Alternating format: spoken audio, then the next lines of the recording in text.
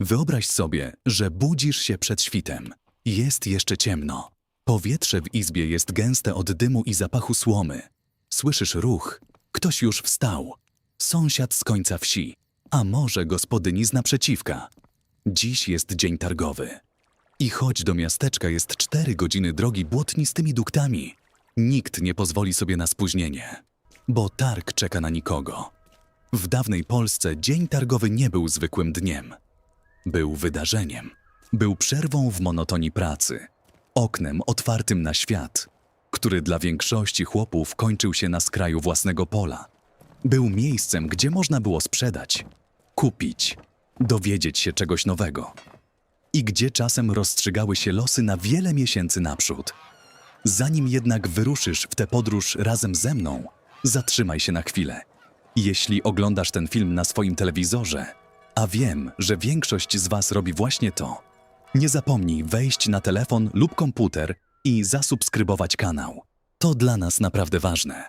Każda subskrypcja i każde udostępnienie temu filmowi pozwala dotrzeć do kolejnych osób, które pragną poznawać zapomniane życie dawnej Polski. Dziękuję i wracamy do naszego świata sprzed wieków. Żeby zrozumieć, czym naprawdę był targ w dawnej Polsce, musisz najpierw zrozumieć, jak wyglądało życie bez niego. Wyobraź sobie wioskę, kilkanaście, może kilkadziesiąt chat rozrzuconych wzdłuż błotnistej drogi. Wokoło pola, lasy, łąki. Dalej, znowu pola, znowu las i cisza. Chłop z takiej wsi mógł całymi miesiącami nie opuszczać jej granic. Pańszczyzna przywiązywała go do ziemi dosłownie. Przez wiele dni w tygodniu musiał pracować na polu swojego pana, a czas, który zostawał, zajmowało własne gospodarstwo. Granice jego świata wyznaczały miedzę i płoty. Targ był więc czymś więcej niż handlem. Był oddechem. Był momentem, w którym świat się rozszerzał, w którym można było zobaczyć nieznajomą twarz, usłyszeć nieznaną mowę, dotknąć towaru, który przyszedł z daleka, z Krakowa, z Lwowa, z Gdańska, a może nawet z krajów, o których istnieniu wiedziało się tylko z opowieści. Targi i jarmarki funkcjonowały w Polsce od średniowiecza. Odbywały się regularnie, raz lub kilka razy w tygodniu, w wyznaczonych miejscach, na rynkach miast i miasteczek. Prawo targowe nadawał władca i to był przywilej ceniony jak złoto. Miasto, które miało prawo organizowania targu, miało też regularne wpływy, ożywienie handlowe i powód, by istnieć jako ośrodek dla okolicznej wsi. Miasteczka bez prawa targowego były zaledwie skupiskami chat. Te z prawem targowym stawały się centrum lokalnego życia. Ale zanim ktokolwiek dotarł na targ, trzeba było do niego dojść. I tu zaczyna się opowieść, która dla wielu chłopów była nie mniej ważna niż sam handel. W przeddzień targu w chałupie trwały narady. Rodzina zasiadała wieczorem i rozmawiała. Co wziąć? Co sprzedać? Czego szukać? Ile wziąć za maciorę? Ile zapłacić za żelazny lemierz? Jak odnotował Jan Słomka, chłop z Dzikowa w Galicji, którego pamiętniki Włościanina są jednym z najcenniejszych świadectw tamtej epoki. W jego wsi to kobiety często brały na siebie rolę organizatorek tych wypraw. Babka, gospodyni, żona. To one szły do urzędów, płaciły podatki, załatwiały sprawunki na jarmarkach. Były w tych kwestiach sprawniejsze niż niejedna szlachcianka. Towar do sprzedaży szykowano jeszcze wieczorem. Masło zbierane przez tygodnie. Jajka ostrożnie pakowane w słomę. Sery. Garść lnu. Może kilka łokci domowego płótna, tkanego przez długie zimowe wieczory. A jeśli trafiło się szczęście albo konieczność, krowę lub świnię. Zwierzęta były największym skarbem i największym bólem. Sprzedać krowę znaczyło często tyle, co wyprzedać kawałek rodzinnej pamięci. Rejmont w Chłopach opisał to celnie. Mieszkańcy Lipiec sprzedawali na targu zwierzęta z ciężkim sercem. Zwierzę było jak członek rodziny. Karmione, doglądane, znane z imienia. Wyprawa zaczynała się przed wschodem słońca. Drogi w dawnej Polsce były najczęściej gruntowe. Latem pełne kałuż i wybojów. Jesienią i wiosną wręcz nieprzejezdne po deszczu. Wóz obładowany towarami mógł utknąć w błocie. Pieszo szło się godzinami. Chłop z odleglejszej wsi wyruszał czasem o 3:00 w nocy, żeby zdążyć na otwarcie targu. Na nikim nie czekano. Zimą było najtrudniej. Mróz ściskał już w godzinę po wyjściu z ciepłej izby. Drogi pokrywał śnieg, ale zimowe targi też się odbywały i też przyciągały tłumy, bo właśnie zima była czasem, gdy wiele produktów, suszonych grzybów, wędzonej ryby, słoniny, zapasów zboża trafiało na sprzedaż. Jan Słomka opisuje, jak mieszkańcy nadwiślańskich wsi łapali piskorze pod lodem przez całą zimę. Nabijali je żywcem na patyki, wędzili i sprzedawali na targach, nosząc na brzemieniu lub w opałkach. Targ nie czekał, a kto nie dotarł na czas, ten musiał handlować z resztkami, z tymi, którym nie sprzedali wcześniejsi. Wejście do miasteczka w dniu targowym było wydarzeniem samym w sobie. Jeszcze przed bramą słyszało się hałas, ryk bydła, kwik świń, krzyki handlarzy, zgrzyt kół, dalej zapachy końskiego łajna, dymu, pieczonego mięsa, skóry, korzeni. Miasteczko, które na co dzień żyło spokojnie, stawało się nagle zatłoczone, głośne, nieprzewidywalne. Centrum wszystkiego był rynek. Plac otoczony kamieniczkami lub drewnianymi domami, pośrodku ratusz lub studnia, wokół kramy, stragany, budki kupieckie. Ławy rzemieślnicze zajmowały stałe miejsca przy ratuszu i w bocznych uliczkach. Wzdłuż jednej stały kramy sprzedawców ryb, wzdłuż innej garncarze z dzbanami, misami, garnkami. Każdy rzemiosł miał swoje miejsce. Każdy cech pilnował swoich praw. I tu zaczyna się jedna z najważniejszych, a zarazem najbardziej nieznanych historii dawnego targu. Konflikt między mieszczanami a chłopami. Bo chłop nie mógł na targu handlować, jak mu się żywnie podobało. Cechy rzemieślnicze, organizacje zrzeszające mistrzów danego zawodu, strzegły swoich przywilejów z zaciętością godną wojska. Szewc cechowy nie pozwalał handlować butami nikomu z zewnątrz. Rzeźnik monopolizował sprzedaż mięsa. Garncarz nie tolerował sprzedawcy dzbanów spoza cechu, chyba że właśnie był dzień jarmarku, kiedy prawo cechy było tymczasowo rozluźniane. Rzemieślnicy niezrzeszeni i chłopi ze wsi mogli wystawiać swoje wyroby do sprzedaży jedynie na jarmarkach, tych wielkich, dorocznych targach, kiedy miasto otwierało swoje bramy szerzej niż zwykle. Na zwykłym cotygodniowym targu chłop mógł sprzedawać głównie płody rolne. Zboże, jajka, masło, ser, drób, owoce. Ale nie wyroby rzemieślnicze. Te były zarezerwowane dla mistrzów z prawami miejskimi. Mimo to sposób, w jaki chłop i rzemieślnik współistniał na targu, był pełen niuansów. Kramarze, wędrowni handlarze, którzy przenosili się z targu na targ ze swoim towarem, zajmowali własną niszę. Sprzedawali igły, nici, wstążki, korale, guziki. To, co ówcześnie nazywano norymberszczyzną, bo wiele takich drobnych wyrobów metalowych i pasmanteryjnych przychodziło z Norymbergi i innych miast zachodnich. Handlarze obnośni chodzili między straganami z koszykami. Przekupki sprzedawały z ziemi lub staczek. Każdy szukał swojego miejsca w tym tłumie. Przyjrzyjmy się teraz bliżej samemu targowi, temu, co można było na nim kupić i sprzedać. Bo dawny targ w Polsce był, w zależności od miejsca i rangi, miejscem handlu rzeczami zupełnie zwyczajnymi albo towarami, które przychodziły z połowy Europy. Na cotygodniowym targu w zwykłym miasteczku handlowano przede wszystkim produktami rolnymi i wyrobami lokalnego rzemiosła. Zboże, pszenica, żyto, owies, groch wypełniało worki i skrzynie.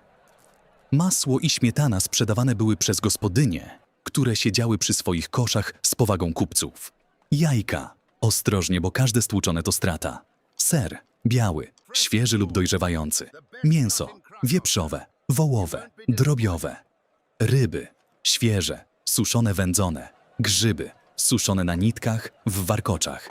Miód, wosk, len i konopie w wiązkach. Płótno domowej roboty. Do tego rzemiosło. Naczynia gliniane, drewniane łyżki i miski, kosze, powrozy, siekiery, lemiesze, podkowy. Szewcy z gotowym obuwiem, Prostymi, twardymi trzewikami bez rozróżnienia na lewą i prawą stopę, bo takie było rzemiosło. Krawcy z tkaninami lub gotowymi ubraniami. Kuśnierze z futrami i kożuchami, niezbędnymi w polskim klimacie. Ale poza zwykłym towarem były też rzeczy, na które chłop czekał czasem cały rok. Korale, szklane, bursztynowe, koralowe, które nosiły kobiety jako najważniejszą ozdobę. Wstążki i gorsety. Obrazki ze świętymi, kupowane z prawdziwą pobożnością i wieszane potem w kącie izby. Zabawki. Proste, drewniane, barwne. Słodycze, pierniki, cukierki, które były prawdziwym luksusem dla kogoś, kto na co dzień jadł głównie kaszę i chleb razowy. Zygmunt Gloger, jeden z najwybitniejszych dokumentalistów dawnej kultury polskiej, odnotował, że targ był miejscem, gdzie wszelka potrzeba człowieka mogła znaleźć odpowiedź. Od igły po krowę, od modlitewnika po nowy sierp. Było to stwierdzenie dosłowne, nieprzenośne, ale targ to nie tylko handel. To przede wszystkim miejsce, gdzie ludzie się spotykali. I to spotkanie było równie ważne jak każda transakcja. Dla chłopa z odległej wsi targ był jedyną okazją do rozmowy z kimś spoza własnej gromady. Plotki i nowiny przekazywano na rynku równie sprawnie jak towar. Co słychać w stolicy? Jaka cena zboża w Krakowie? Czy prawda, że pan z sąsiedniej wsi ogłosił pańszczyznę w niedzielę? Czy jest praca w mieście? Czy ktoś szuka parobka na zimę? Targ był gazeta dla tych, którzy nie umieli czytać. Był parlamentem dla tych, których głosu nikt nie słuchał. Na targu nawijano też umowy. Nie na papierze. Często obie strony nie umiały pisać. Ale słownie, w obecności świadków z uściskiem dłoni, który miał moc wiążącego kontraktu. Zaciągano długi i spłacano je. Parobkowie szukali pracy na następny sezon, a gospodarz rozglądał się za robotnikiem. Małżeńskie plany knuto przy stoiskach z wstążkami. Młody mężczyzna, który kupił dziewczynie korale, dawał znak wyraźny jak słońce w południe. Atmosfera targu była głośna i gęsta jak sam tłum. Bydło ryczało, świnie kwiczały. Handlarze przekrzykiwali się. Targowanie, długie, czasem gwałtowne, to był rytuał, którego nikt nie pomijał. Zapłacić od razu i bez słowa to byłoby przyznanie się do bogactwa albo do głupoty. Ostateczną cenę potwierdzano uściskiem dłoni. I dopiero wtedy transakcja stawała się prawdziwa. Na targach zwierzęcych, osobnym rodzaju targu, gdzie handlowano końmi, bydłem, trzodą, panowały swoje prawa i swoje niebezpieczeństwa. Etnografowie z XIX wieku dokładnie opisali proceder tzw. przelewańców, oszustów specjalizujących się w ukrywaniu wad sprzedawanych zwierząt. Starym koniom wypalano zęby, żeby wyglądały na młodsze. Chore zwierzęta pobudzano wódką, żeby były rześkie. Sypano pieprzem do końskiej kiszki, żeby odsada ogona była odpowiednio wysoka. Kupujący wiedział, że musi uważać. Ale nawet przy całej ostrożności niejedna krowa, kupiona ze zdrowym wyglądem, padała tydzień po targu. Jarmark, wielki, doroczny, był zupełnie inną skalą wydarzenia. To nie był cotygodniowy targ. To było święto, które przyciągało ludzi z całych okolic, a w największych miastach z całej Europy. Jarmarki organizowano przy okazji świąt kościelnych. To był celowy zabieg, bo odpust ściągał tłumy wiernych, a gdzie tłumy wiernych, tam i kupcy z towarem. Jarmark na Zielone Święta w Lublinie, ustanowiony przywilejem Jagiełły w 1392 roku, był jedną z największych imprez handlowych w całej Rzeczypospolitej. Wenecki poseł Hieronim Lipomano, który odwiedził Lublin w 1555 roku, opisał jarmark ze zdumieniem. Zjeżdżali się tu kupcy z Moskwy, Turcji, Włoch, Niemiec, Węgier, Ormianów, Litwinów i wszystkich innych krajów, które Lippomano potrafił sobie wyobrazić. To nie był prowincjonalny targ, to było centrum handlowe ówczesnego świata. Jarosław nad Sanem, małe miasteczko na wschodzie Polski, w dniach jarmarku sierpniowego zamieniał się w miasto niemal nie do poznania. Na co dzień mieszkało tam może kilka tysięcy ludzi. W czasie 4-tygodniowego jarmarku letni liczba ta rosła do 30 000. Stragany wyrastały jak grzyby po deszczu. Kupcy z Bliskiego Wschodu stawali obok kupców z Niemiec i Francji. Handel korzeniami i jedwabiem sąsiadował z handlem bydłem i zbożem. Przez Jarosław pędzono w ciągu jednego roku do 40 000 wołów i 20 000 koni. Liczby, które i dziś robią wrażenie. Jarosławskie jarmarki uważane były za największe w Rzeczypospolitej w XVI i XVII wieku. Zaraz po jarmarkach frankfurckich pod względem znaczenia dla handlu europejskiego. Kazimierz Dolny nad Wisłą, miejsce słynne ze swoich renesansowych kamienic, był w XVI i XVII wieku punktem, przez który przepływało zboże z całej Małopolski w dół Wisły ku Gdańskowi. Spichlerze przy rynku, te same, które możesz tam dziś zobaczyć, pękały od magazynowanego ziarna. Każdy transport odbywał się w rytmie targów i jarmarków.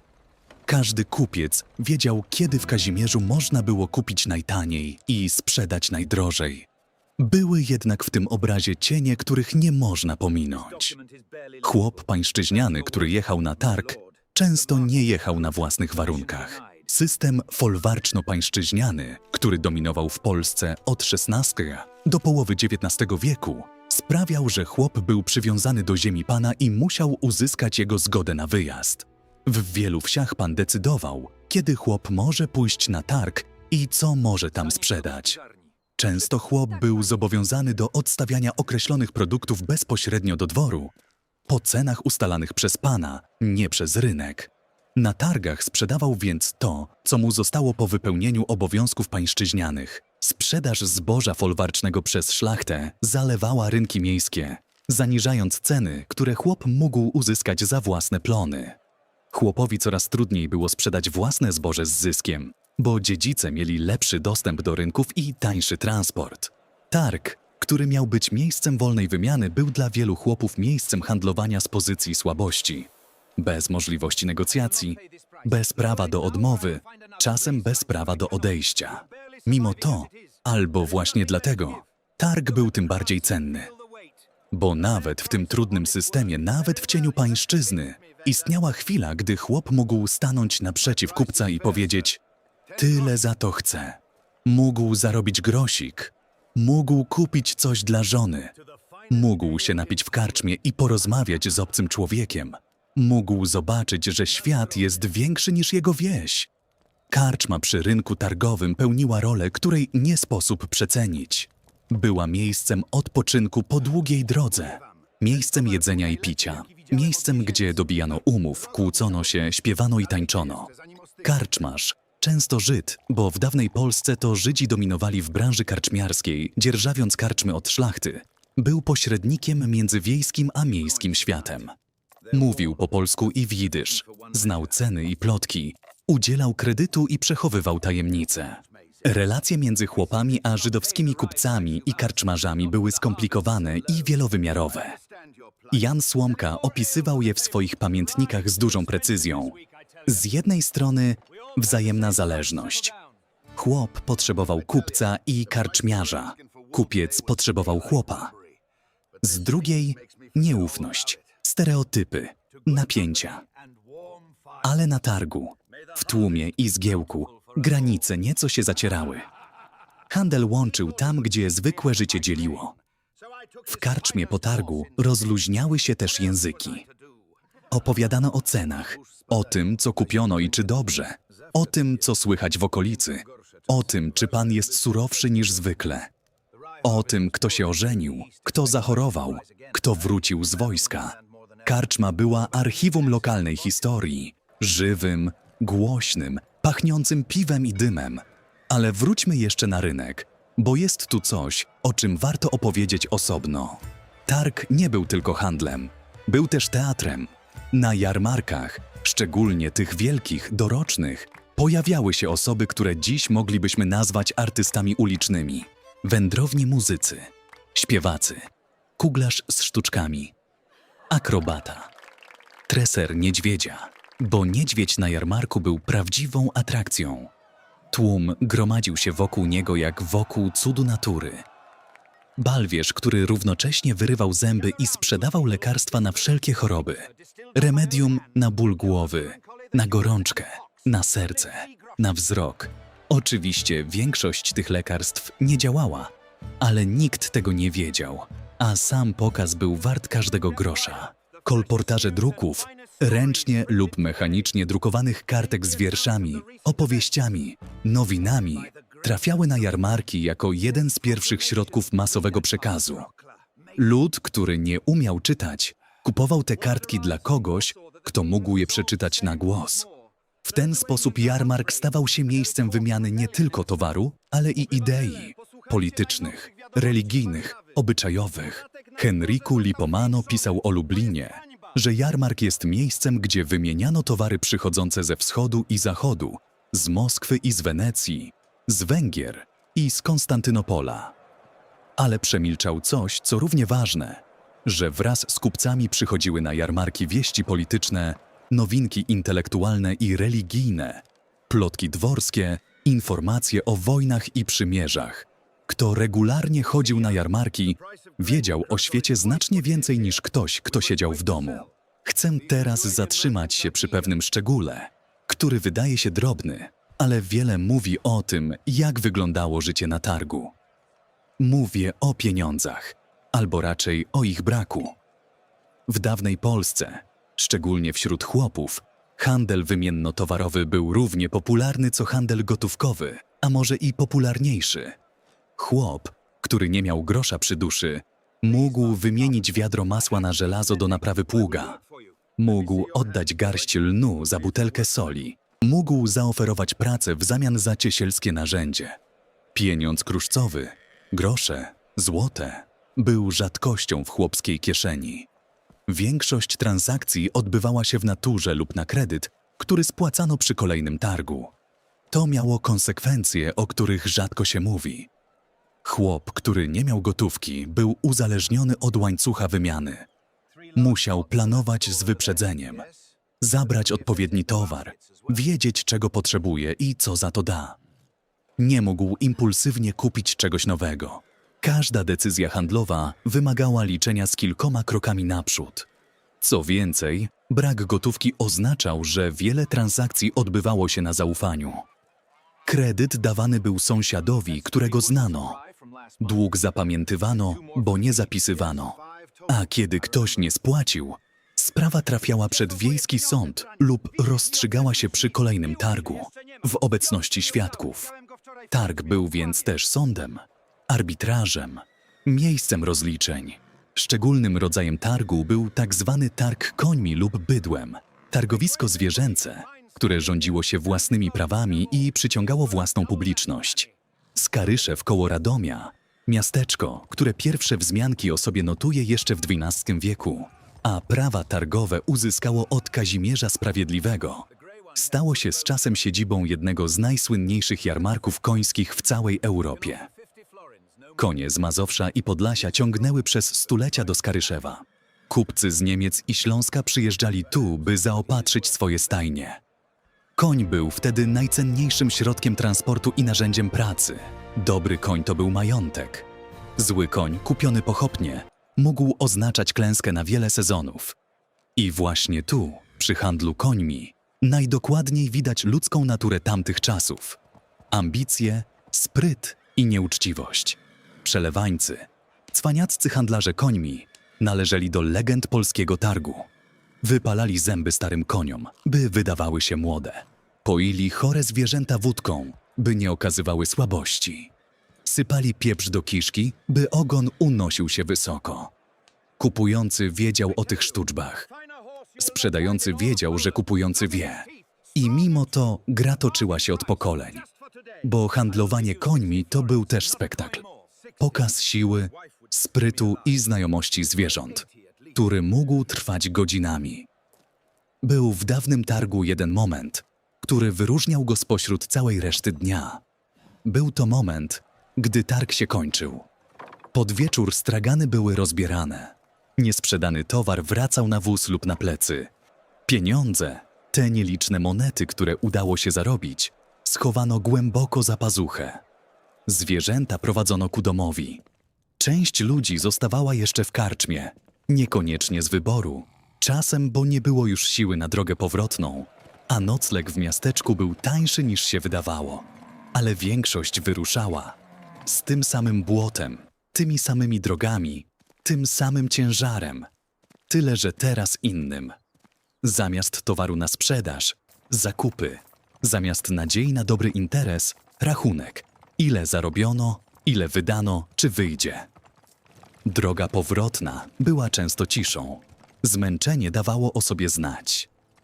Ale była w tej ciszy coś, co trudno zdefiniować. Jakieś spokojne zadowolenie z dnia dobrze wypełnionego. Ze świata, który przez kilka godzin był większy niż zwykle. I właśnie to jest najpiękniejsze w historii polskiego targu. Że dla kogoś, kto całe życie spędził w cieniu własnej stodoły, targ był przygodą. Był kontaktem ze światem. Był dowodem, że gdzieś za lasem jest coś więcej niż kolejna wioska. Że ludzie różnych języków, różnych krajów i różnych stanów mogą stanąć naprzeciw siebie przy kramie i umówić się na cenę, której żadne z nich nie znało wcześniej.